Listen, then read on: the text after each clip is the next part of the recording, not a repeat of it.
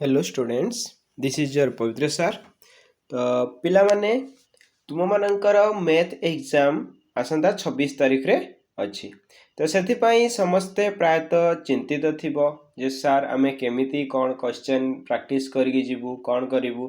तो से तुम मानकु क्वेश्चन माने शॉर्ट क्वेश्चन गोटे सेट मु तुमको दे सारी जहाँकि वीडियो अपलोड हो गई तुम आम चैनल रे देखि परिबो। एवं सब्जेक्टिव पार्ट पिला मानकर बहुत ही डिमांड थिला सर सब्जेक्टिव हमको दियंतु सब्जेक्टिव क्वेश्चन। तो सब्जेक्टिव पार्ट मु तुम पई नहीं आसीछि। ओके तो तार मोस्ट माने मैक्सिमम क्वेश्चन तमर होची सिलेक्टेड क्वेश्चन रहिबो। तो देखो एटा तुमर जानिथिबो एटा देखो सेट बी रो क्लास एक्स मैथ रो 2024 एनुअल एचएससी। तो यहाँ तुम ये टाइप तुम फ्रंट पेज सब एग्जाम रे तुम देखिपर जो जहाँ भी थी सब्जेक्ट से तुम लिखाई थी मैथ हो बा तुम इंग्लिश हो साइंस हो। ओके तो ये देख तुम अच्छी तो ये देखा तुम क्वेश्चन कौन कौन आमर हो एग्जाम पाई मोस्ट इम्पोर्टाट। तो क्वेश्चन आम टे देखीदबा। तो देख पिला माने मोस्ट इम्पोर्टाट सिलेक्टेड क्वेश्चन जोड़ाक अच्छी तुम नहीं आसी एगुड़ा तुम जदि प्रैक्टिस करके जाओ मैक्सिमम क्वेश्चन तुम एग्जाम रे पाइबो। तो प्रैक्टिस करके तुम जीवा दरकार। देख एक नंबर कौन देइछि वज्र गुणन अपसारण प्रतिकल्पन जेकोसी गोटे प्रणाली तुम क्वेश्चन आसीबो जेकोसी गोटे प्रणाली तुम कर -2y + 7x = 20 11x + 23 = -15y। तो ये क्वेश्चन टी आसीपे तुम आराम से प्रैक्टिस करके जाओ। देन 2 नंबर 2 अंक विशिष्ट गोटे संख्या और तार अंक द्वयर स्थान बदलाई लेखिले जो संख्या मिलिबो से दुहींकर जुगफल 99 और अंक द्वयर अंतर 3 हेले संख्याटी केते। तो यहाँ भी तुम देख यार एनसर भी मुझे नहीं आसबि तुम एनसर बाहर कर यार एनसर मुझे नहीं आसबि। Then 3 number 9x² + bx + c = 0 समीकरण गोटे मूल अन्यटीर 7 गुण हेले प्रमाण कर 7b² = 64ac। ये भी तुम इम्पोर्टाट रोचे। देन 4 नंबर द्विघात समीकरण रे परिणत करी समाधान कर 4x² - 32x। ओके एटा 32x हम + 128 = 0। तो यहाँ तुम हूँ कर 5 नंबर XY मासिक आयर अनुपात 8:7 एवं खर्चर अनुपात 19:16 जदि प्रत्येक 1250 टंका संचय करती तेबे सेमानकर आय निर्णय कर। तो यहाँ भी तुम आसीपर। देन 6 नंबर सूत्र प्रयोग कर जो द्विघात सूत्र प्रयोग करी तो यहाँ तुम कर। नेक्स्ट देख x² + px + q = 0 समीकरण गोटे बीज अन्यर वर्ग हेले प्रमाण कर जे pq + q² + q = 3pq। एटा भी तुम प्रैक्टिस कर। नेक्स्ट पूर्ण वर्ग रे परिणत करी समाधान कर 3x² - 14x + 8 = 0। एटा भी तुम प्रमाण कर। Then 9 number 9x² + bx + c = 0 समीकरण गोटे मूल अन्यटीर 7 गुण हेले प्रमाण कर जे 7b² = 64ac। तो यहाँ तुम कर। देन 10 नंबर देख 2x - 1 whole root over plus x = 8 को समाधान कर। यहाँ भी तुम मैंने प्रैक्टिस कर। ओके नेक्स्ट 11 नंबर भी तुम एक समांतर प्रगतिर t15 = 30 और t20 = 50 हेले s17 इम्पोर्टेंट क्वेश्चन अच्छी s17 निर्णय कर। यहाँ भी कर। नेक्स्ट 12 नंबर तथ्यावलीर मध्यमा निर्णय कर। तो तार लब्धांक देइथिबो बारंबारता देइथिबो तार मध्यमा निर्णय करिवो जेमति कि 4 बेले बारंबारता 7 लब्धांक 5 बेले बारंबारता 11 लब्धांक 6 बेले बारंबारता 20 लब्धांक 7 बेले बारंबारता 30 8 बेले 17 9 रे 12 10 रे 4। ओके करि एमती। नेक्स्ट 13 नंबर गोटे लुडु गुटी को थरे गड़ागला फल अजुग्म बा फल ग्रेटर देन इक्वल टू 3 आसबार घटनाटीर संभाव्यता केते। एटा आसी तुम संभाव्यतार आसी।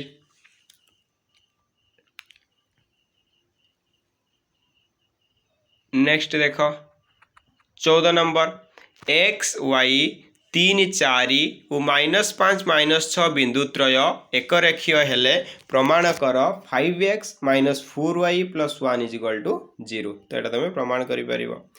नेक्स्ट एक एपीर प्रथम 51टी पदर समष्टि निर्णय कर जार द्वितीय और तृतीय पद यथाक्रमे 14 और 18। ओके, द्वितीय तृतीय पद यथाक्रमे 14 और 18। नेक्स्ट देख एक ट्रक रास्तार थिबा ट्रैफिक लाइट को 10 मिनिट 20 मिनिट और 30 मिनिट रे अतिक्रम कला। 10 मिनिट 20 मिनिट और 30 मिनिट रे अतिक्रम कला। तो 10टी लाइट को अतिक्रम करने को ताकू टोटल केते समय लागिबो। ओके, एटा भी तमे करि पारिबो।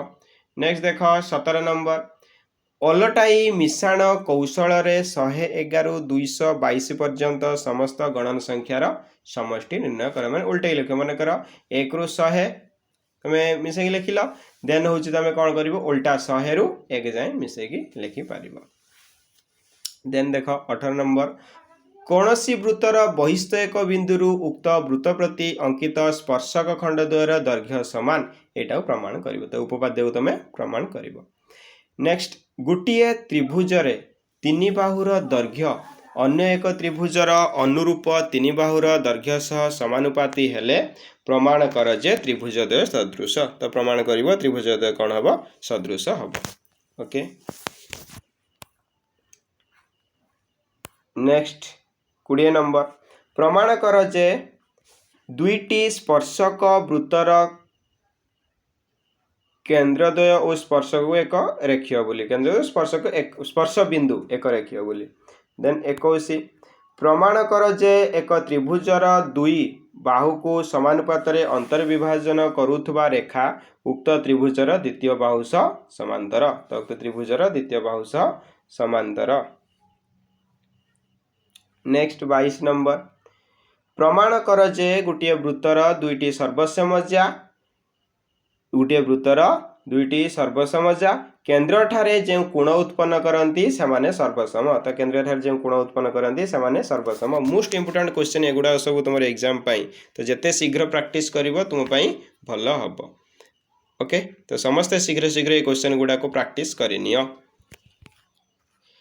देन 23 नंबर देख एबीसीडी ट्रापेजियम रे AD parallel BC. ABCD trapezium रे एडी पैरेलल बीसी कोण एबीडी सर्वसम कोण डीसीबी हेले प्रमाण कर जे BD square is equal to AD into BC. BD square is equal to AD into BC एटा तुम प्रमाण करि परिबो। देन 24 नंबर देख त्रिभुज एबीसी रे एडी एक मध्यमा एडी रो मध्यबिंदु ई बीई एसी रो छेदबिंदु एक्स प्रमाण कर be is equal to 3ex। तो यहाँ तुम हूँ कौन ना डिडक्शन क्वेश्चन सिलेक्शन। तो आराम से तुम कर। नेक्स्ट 25 नंबर त्रिभुज एबीसी रे एम ए कोण एम बी कोण एम सी कोणर समद्विखंडक मान यार परिवृत्त को एक्स वाई और जेड बिंदु रे छेद कले प्रमाण कर जे एम कोण Y X Z is equal to 90 degree minus half M A कोण। देन 26 नंबर देख त्रिभुज एबीसी रे प्रमाण कर जे sine B plus C by 2 is equal to cos A by 2। तो तुम प्रमाण कर। त्रिभुज एबीसी रे प्रमाण कर sine B plus C by 2 is equal to cos A by 2। तापरे 27 नंबर सूर्यर कौणिक उन्नतिर परिमाण 60 डिग्री रु 45 डिग्री ह्रास पाइबारु एक स्तंभर छायर दैर्घ्य 24 मीटर वृद्धि पाइला। तो स्तंभर उच्चता निर्णय करिवो। ओके, करि परिवो स्तंभर उच्चता निर्णय करि परिवो।